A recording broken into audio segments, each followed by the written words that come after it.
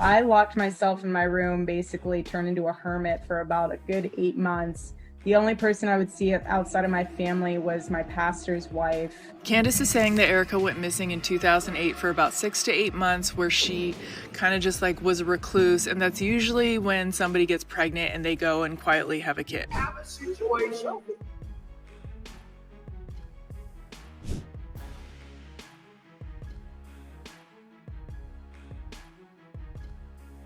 Did Erika Kirk have a hidden family connection before Charlie? Because once Candace Owens pointed out that there were 8 months where Erika seemed to completely vanish, people online got curious fast, and that is when things started getting weird. An old Trump rally clip began making the rounds, showing Erika with a boyfriend from that time. And right there beside them, a small individual nobody could clearly explain. Now people are asking the obvious questions.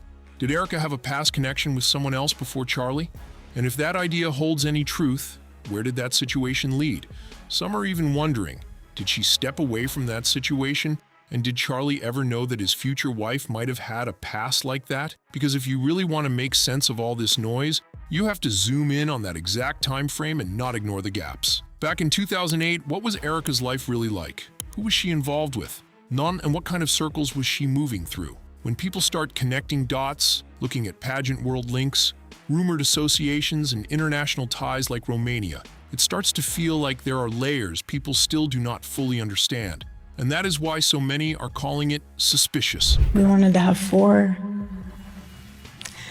Yeah. And I was praying to God that I was pregnant when he got murdered. Erika Kirk and Turning Point look like they are scrambling right now because the narrative is slipping out of their hands, and they cannot keep their own story straight anymore. A lot of that pressure is coming from voices like Candace Owens and other independent researchers who are not buying the official version, especially since it never fully added up in the first place. But here's the real question. What is Erika so worried could come out? Because it seems like everything points back to one very specific period in her life. Since Candace revealed that in 2008, Erika seemed to completely disappear for an entire school year, and that alone raised serious eyebrows. Then Candace found an old interview where Erika admits she went into hiding for 8 months after winning her pageant in 2007. Which only made people question things even more. 2008 is where it gets pretty interesting because I was trying to find Erika's very present, and suddenly in 2008, I can't find her. Okay, I put this as like Erika's missing school year, and she's going to confirm that after she passes her crown, so in 2007, she's wearing the crown, and then she passes her crown, she is going to confirm that she does indeed go missing after that period. So this would be, of course, in 2008. Take a listen to what Erika says herself. I prayed for God to just strip my ego from all of that stuff, all of that world, all of the plastic hat, crown stuff. So I locked myself in my room, basically turned into a hermit for about a good 8 months.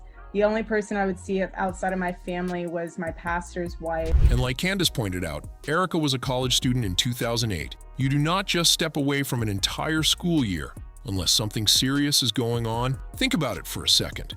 Erika said she stayed locked inside a room, only seeing her mother and her pastor's wife for 8 months straight. That is not a vacation. Or some casual gap year. That sounds like something much deeper. And 8 months is a very specific amount of time. It makes people stop and ask questions. What was really happening during that period? What exactly was Erika trying to keep out of sight? Now jump ahead to 2015. Erika appears at a Trump rally in Arizona. She is there with her boyfriend at the time, J.T. Massey. And standing with them is a young individual who looks around that timeline, and that detail caught a lot of attention. So these are real knowledgeable people, they don't know anything. Then they said, he'll never file his FBC paper. I filed that 2 weeks. They said, oh, wow. Then they said, you'll never file. So people start putting timelines together. In 2008, Erika goes quiet for 8 months. Then about 7 years later, there is someone around that same timeline, right next to her, at a public event. Naturally, some viewers began connecting those dots and questioning what it could mean. And when you take a closer look at the footage, people notice the individual was not just standing nearby. They are holding on to Erika, staying close and acting very comfortable. The kind of behavior you usually see when someone feels safe around a trusted figure. And that moment alone pushed even more speculation online.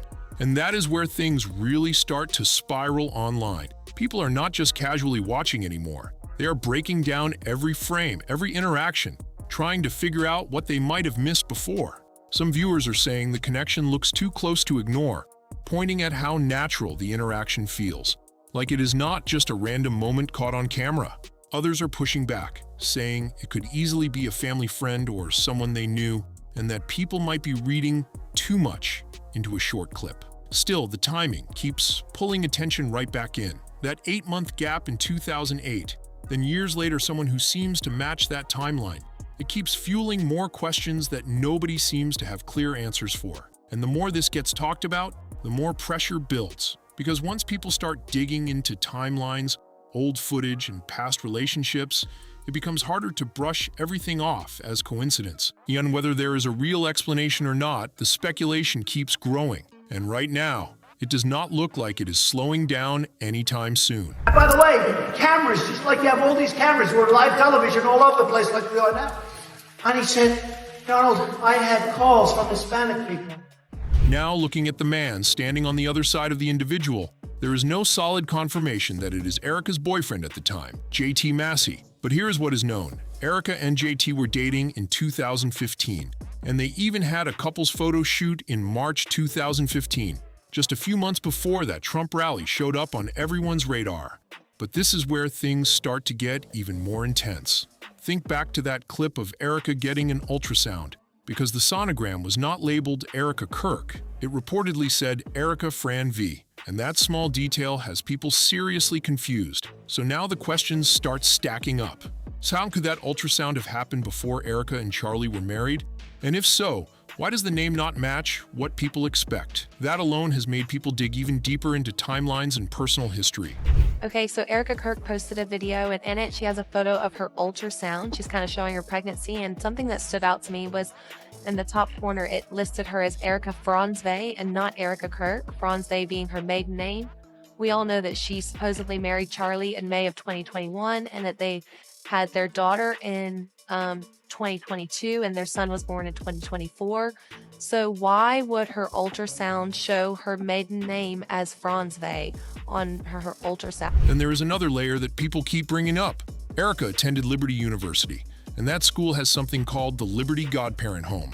It is a faith-based residential program in Lynchburg, Virginia, designed for unmarried individuals dealing with pregnancy situations. The program offers housing, counseling, prenatal care, and support for parenting or adoption, along with help finishing school or getting a GED. And once people connect that detail with everything else, it adds even more fuel to the ongoing speculation, making the whole situation feel even more complicated.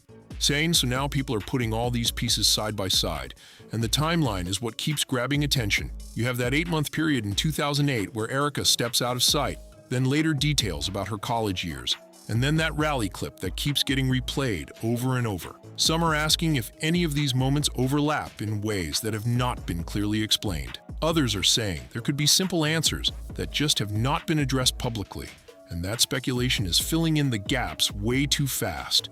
Then you add in the ultrasound detail, the name that does not fully match, and her time at Liberty University. And suddenly, people feel like there are too many loose ends to ignore. That is why the conversation keeps growing, because every new detail seems to open another question instead of closing one. At the same time, none of this comes with confirmed proof tying everything together, and that is what makes it so divided online. Some see a pattern they cannot ignore, while others believe it is all being stretched beyond what the facts actually show. It was founded back in 1982, and it is still one of the few programs like this in the United States that continues operating today. And this is where the conversation takes a turn that really gets people thinking. Let's say for a moment that Erika did have a past situation before marrying Charlie. If that were true, then the next question hits even harder. How much did Charlie actually know about Erika's life before he came into the picture? Because people have watched Erika for a long time, and some critics argue she is not exactly subtle in how she presents herself. Some even go as far as saying she struggles to come across as natural, and that only adds more doubt for those already questioning the story. What do you want to say to her and the other people that are putting these lies out into the world right now? Stop. And before I close, I'll share with you that I asked our daughter what she would like to say to Daddy for his birthday. It's Charlie saying, baby E, just stop. Stop. You don't have to answer to every single person that's accusing you of things or saying that you're doing this or grieving a certain way. Baby, just stop. You're sick. He's a human being. You think he deserved that? Tell that to my 3-year-old daughter. So then it raises another angle. So how does someone like Charlie Kirk, who is seen by supporters as a strong and calculated voice, end up in a situation like this? That is where opinions start to split even more. Some believe he could have been unaware of certain parts of her past, while others push a different idea entirely. They question whether he might have known more than people assume, suggesting that everything from public image to messaging could have been carefully shaped from the start. And that idea is exactly what keeps this whole situation alive online. Because once people start questioning whether something was hidden or carefully managed, every detail suddenly feels way more important than it did before. Some are looking at the bigger picture, pointing at the branding, the messaging, and the timing of everything, and asking if it all lines up a little too perfectly. Others are saying, that is a stretch, arguing that public figures always have parts of their lives that stay private, and that does not automatically mean there is something suspicious going on. Still, the speculation keeps building. Every clip, every old photo, every timeline breakdown gets pulled back into the spotlight, and people keep asking the same thing. What is real and what is being presented for the public to see? At the end of the day, there are still no clear answers that tie all these claims together. But that has not stopped people from digging deeper, questioning louder, and keeping this conversation going as more eyes get pulled into it. Maybe he knew exactly who he was marrying and what they were building together, and stayed with it until he decided he did not want to be part of it anymore. Because even if you set aside the whole theory for a moment, our people are still looking closely at Charlie and Erika's family situation and saying that situation raises just as many questions. First off, people keep asking why there are no clear photos of Erika visibly pregnant, aside from that brief ultrasound clip where her stomach is only seen for a split second. That detail alone has made some viewers stop and look twice. Now, Erika has said she chose to stay out of the public eye during both pregnancies for privacy reasons, and that explanation makes sense on the surface. But then others point out something that feels inconsistent to them. If privacy was the goal, why share parts of the process online, like an ultrasound visit or a positive pregnancy test? That is where the confusion starts to build, because from one angle, it looks like she wanted privacy, but from another, it seems like certain moments were still made public. And that contrast is what keeps people talking, asking why someone would reveal some details, but stay completely hidden for the rest of the time, because that is the part people keep circling back to. They are asking, how do you share selected moments publicly, but then completely disappear for the entire pregnancy? To some, that balance just does not add up the way it normally would. You will see people online saying things like, I was growing a human inside of me, and using that to question why someone would not document more of that journey, especially in a world where so many share updates along the way. I was growing a human inside of me. Others quickly respond, saying every person handles pregnancy differently, and not everyone wants that level of exposure. Still, the debate keeps going strong. And some believe the limited glimpses were intentional, carefully chosen to show just enough while keeping the rest out of sight. Others think it is being overanalyzed, and that privacy choices are being turned into something bigger than they really are. Either way, the questions are not going anywhere. The mix of what was shown and what was not continues to stand out, and that contrast is exactly why people keep digging, trying to figure out what they might be missing. Like, what else would she be growing besides a human? That is exactly why some people say the wording just sounds strange, and it keeps adding to the confusion around everything. Then there is another interview that gets brought up a lot. Erika says she had 2 C-sections and was unsure about having another child because she did not want Charlie to see her organs again. That comment alone had people reacting fast because many feel like there are more common reasons someone might give in that situation. You guys aren't done, are you?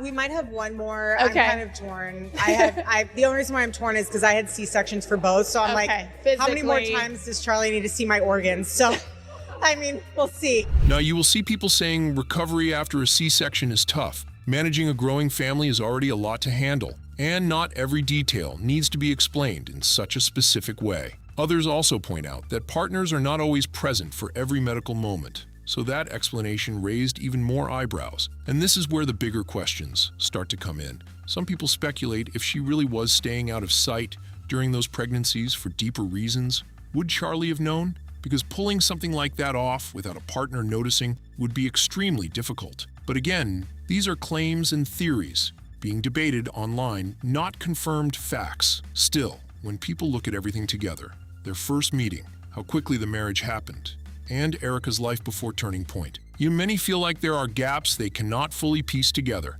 And that is what keeps the conversation going. And once people reach that point, the whole story starts to feel even more complicated, because it is no longer just about one detail. It becomes about the full timeline and how everything connects, or does not connect, depending on who you ask. Some are convinced there are too many unanswered questions to ignore. They point to the gaps, the shifting explanations, and the moments that seem unclear, saying it all creates a picture that feels incomplete. Others push back hard, saying this is exactly how rumors spiral out of control. They argue that public figures often have private chapters that are not fully shared, and that does not automatically mean something is being hidden. Still, the discussion keeps growing louder. Every new angle brings more people in, each with their own take on what might be going on behind the scenes. Right now, there's no clear and verified explanation that ties all these ideas together. But that has not stopped the speculation from spreading. And as more people start looking into it, the story just keeps getting bigger and harder to ignore. And this is where the biggest question starts hitting people. If this was all some kind of setup, was Charlie part of it from the very beginning? Was the marriage even real, or was it something else entirely? Because people keep pointing to that massive wedding at the Fairmont Scottsdale Princess, reportedly paid for by Turning Point donors. According to the Mirror reported, the event even included a fundraiser for TPUSA during the reception, and the timing lined up with Turning Point's 9th anniversary.